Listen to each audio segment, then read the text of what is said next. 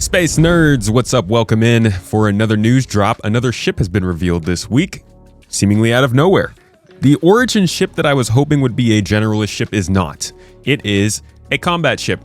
As you can see, it has been revealed alongside the Pitbull here in a bit of a new strategy that CIG seems to be taking leading up to Invictus this year. Well, DefenseCon this year.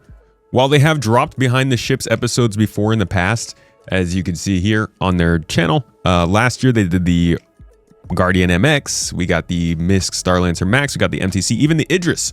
All of these videos came out kind of like a couple days before the actual ship would. You can see here, they dropped this video May 1st for a teaser for May 15th. So they're doing kind of the same stuff they've done, but this time they're just kind of throwing the ship out there. They're saying, hey, we don't want the leaks to be hitting you first. We want you to get a good view of this ship straight off the bat.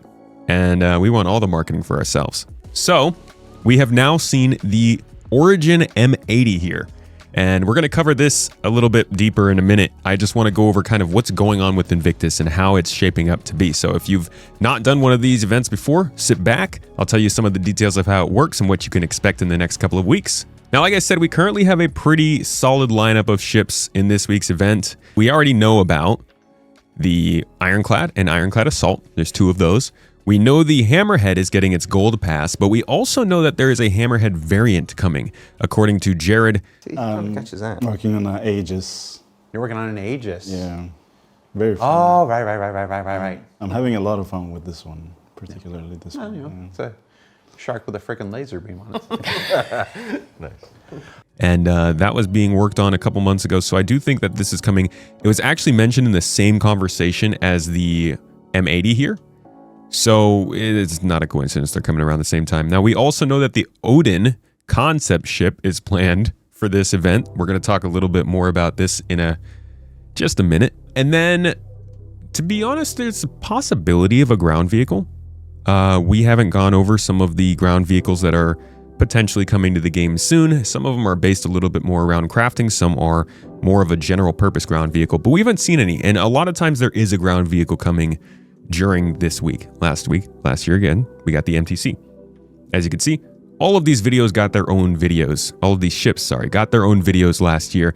And I'm not sure, you know, I feel maybe like these ships are just so small and there's just not as much effort going into them. They're not worth doing a whole behind the scenes on. Now, most likely what's going to happen is they're going to drop it behind the ships in 2 days, by when this is being recorded, and it will cover both of these ships as well as some of the other 4.8 stuff. Now, the thing is, every year, CIG tends to do something that gets out of the Star Citizen community and everybody else becomes a little bit more aware of the game, and it always paints CIG as being a little money hungry, which they are kind of doing that. Last year, the controversy was the flight blades. I'm sure you remember. There's a lot going on. I know some people don't think this should be a problem, but I think it's a problem to have components on the store. The conversation is so much more complex than we could have right here, though. So please, rip me a new one in the comments, and you know we'll continue from there. Who knows what it might be this year? It could be the Odin. They already did their whole kind of, hey guys, send in some messages and tell us why you should get to pilot the Odin. So we'll see how that goes. It's going to get revealed on Anvil Day. So Anvil Day is going to be day 11.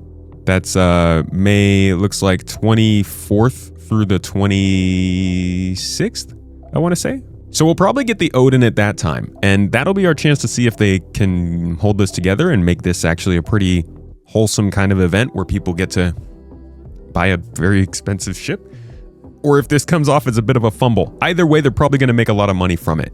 Now, the bottom line about Invictus here is just that there's a lot of ships planned for it. We got 1, 2, 3, 4. If you want to include the Hammerhead Gold Standard, 5, 6 ships already planned. Now, that's not crazy compared to last year's. Last year's, you could see we had 5 ships come into the game. It was a mix of ships we already knew about, like the Starlancer TAC, some ships that we kind of knew were a thing but didn't know the details of, like the MTC, and then some ships that we didn't really know about, like the Asgard. So this is an interesting lineup that we're even getting here because it mostly matches that. Now, here is the odd one out that I haven't really talked about yet. We'll get to that in a minute. But I want to circle back around to talk more about this Origin M80 now. This is a new single-seat fighter with a very Top Gun kind of aesthetic to it. It's a different look from Origin. As you can see up here, it's got different kind of silhouette. I think the curves, the sharp edges, all are a little bit different from what Origin has done in the past. Reminiscent for sure, but different. Same with the molded lights you can see around here on the back. There are some aspects here I can see that call back to some of the other Origin designs, but this is a pretty radical, aggressive design for Origin. And it's funny because it's combat, right? It's like the most useful ships from Origin, the big fancy tourism company, is always the combat ships. I really was hoping this was going to be some kind of a generalist ship. I think a 1 to 2 person generalist ship would have been awesome. Something that maybe I could change up for my Pisces, or maybe even a little bit bigger. Something like the, I don't know, even a little smaller than the 300 maybe. But this looks like it's going to be a completely different lineup from the big number 100, 300, 600, 890 jump, and more along the lines of the M50, which is actually modular. So we'll see if this ends up being in any way modular as well, but it looks pretty bespoke. Either way, a good looking ship, in my opinion. And I think this is probably going to warrant its own video down the line. I'll do like a good review on this with some little fancy shots and all that stuff.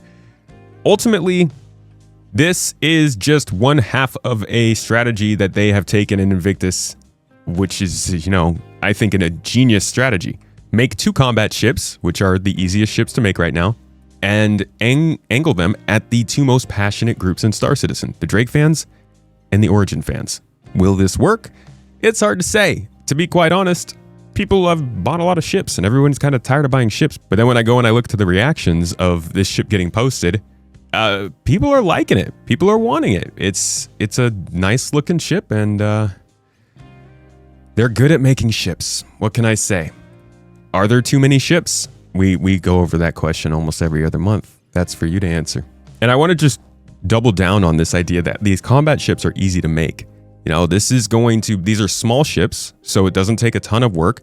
The Drake one at least is built on existing infrastructure and design language, so it's easy enough to probably give to someone who's relatively new. And they aren't multi-feature general purpose ships. They're not industrial. They're not asking for any feature development. They're just pew-pew. And those generally get dropped in with some sort of ratings, and then they get nerfed or buffed depending on how things go after that. So I think these are 2 fairly easy things to drop for Invictus and get a nice return on, in addition to the big ships like the Hammerhead and potentially something else besides the Odin, the real star of this show. And that's really why this is all DefenseCon. I know that it's possible that they're starting some Squadron 42 marketing with this whole Seoul is going to be the new home of Invictus, and DefenseCon is doing their own thing in Stanton. But I do think that a big part of this is because they just really want to be able to hype up the Drake ships that are on sale for this thing for the whole period of the event. Which brings us to what happens after the event. Alien Week is in the first week of June, so even with all these ship sales happening in May, and again, it's a lot. It's a lot of stuff. This is like record-breaking potential stuff for the release of May.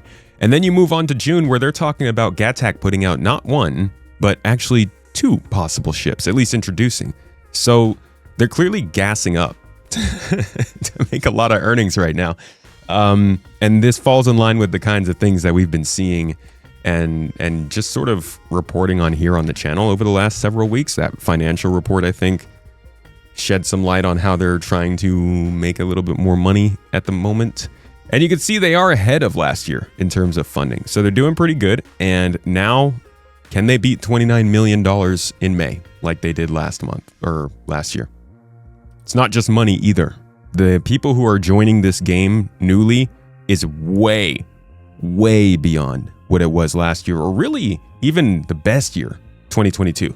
So a lot of people are joining, a lot of people are buying, and CIG is focused on putting out a lot more ships. And honestly, I would be pretty annoyed with that if we weren't also getting features. But 4.8, refueling, crafting increases, we've got the transportation refactor coming in, there's a new large-scale org event going on, more missions being dropped in, courier missions are back. There is stuff going on in ships, in events, in sales, and features, and it's a lot to keep up with. I hope this was able to give you a little bit of an overview on what's going on and what to expect at Invictus. I would definitely expect some surprises. I'd expect certain things to go wrong. I'd expect hopefully just as much to go right. Just know, none of this is mandatory. Invictus Week is an event where you can go into the game, visit the Area 18 Convention Center, try out any military ship during that specific day from that company for free, put it right back, continue on with your game. You don't have to buy ships. Anything being on sale is not being discounted, it's simply being made available in the store. And anything that is available in the store, say for like 1 or 2 things, you can already get in the game. So please don't look at this and think, oh, it's Invictus Week, it's Fleet Week, whatever you want to call it, and think you have to take part in it. Just watch from afar. Let everybody else buy the ships they want to buy.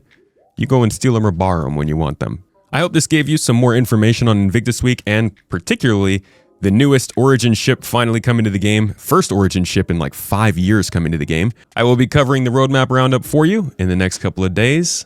Keep it tuned here, subscribe and check back, and I'll catch you later.